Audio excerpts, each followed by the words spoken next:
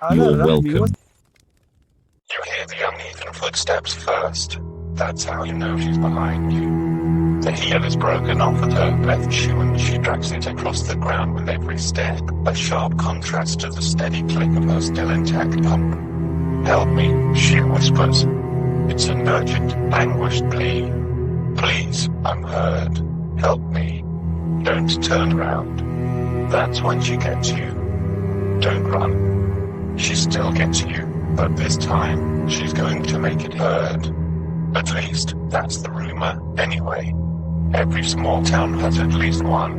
A local urban legend that everyone knows and swears is true, because their sister's best friend's cousin's neighbor's grandson knew of that who actually encountered it.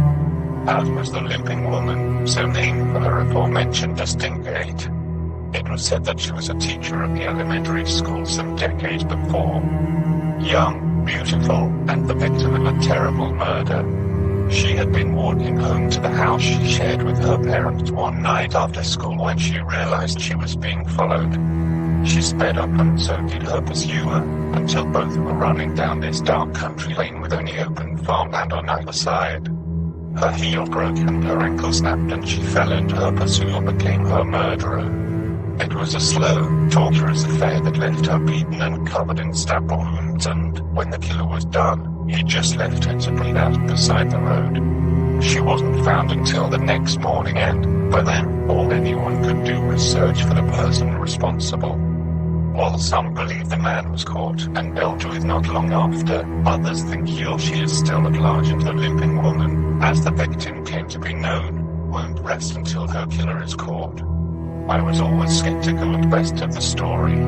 I passed the spot where she was supposed to appear 100 times without incident, as did everyone else I knew. If the murderer's ghost lived there, I was pretty sure I've seen her. I said as much to my friend Steffi when she brought up that a friend of a friend of a friend had met the Limping Woman during lunch at school one day.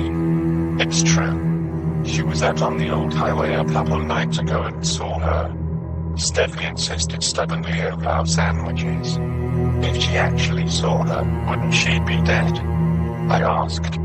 I thought you weren't supposed to turn around, hurt her, whatever, you know what I mean, Rena Shaw, I said with a roll of my eyes.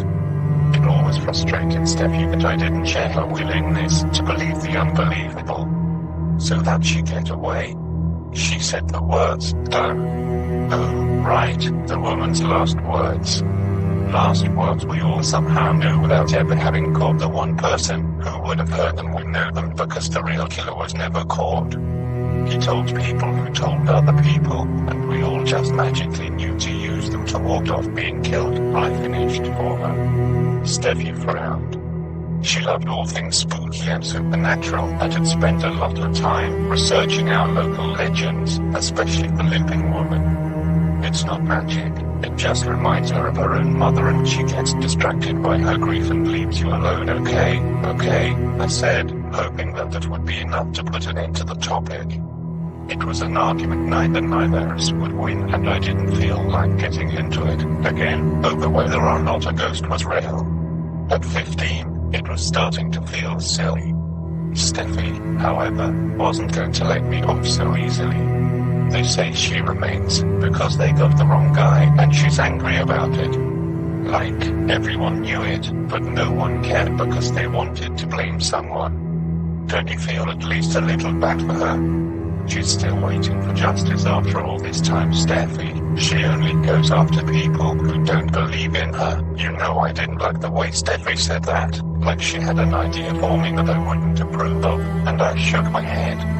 Whatever it is, no, we could go out there, out to the spot she haunts. No, don't be dumb, I said. You don't believe anyway, so what's the big deal?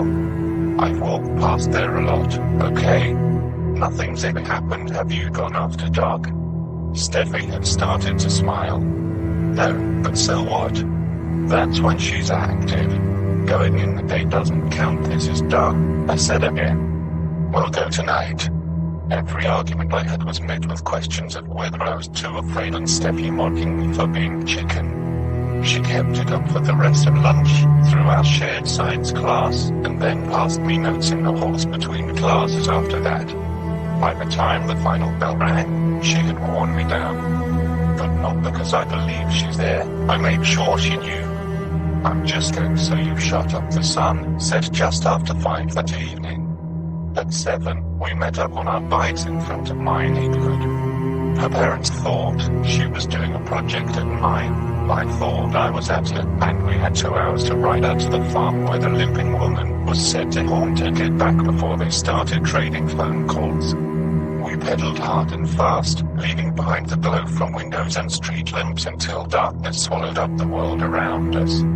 With only moonlight to guide us, we worked our way across town and passed into the outskirts, where the insects were louder, the stars brighter, and the safety that came from feeling like you were surrounded by other people fell away.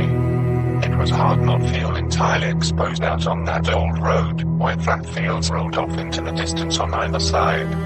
There was the occasional barn or farmhouse set a ways on down long, dusty drives, but otherwise, it really was just us and our bikes in the night.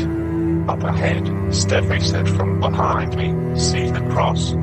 That's the mark of her." We skidded to a stop a few yards away from it and exchanged a glance almost lost in the shadows. "Scared?" she asked, breathless with excitement.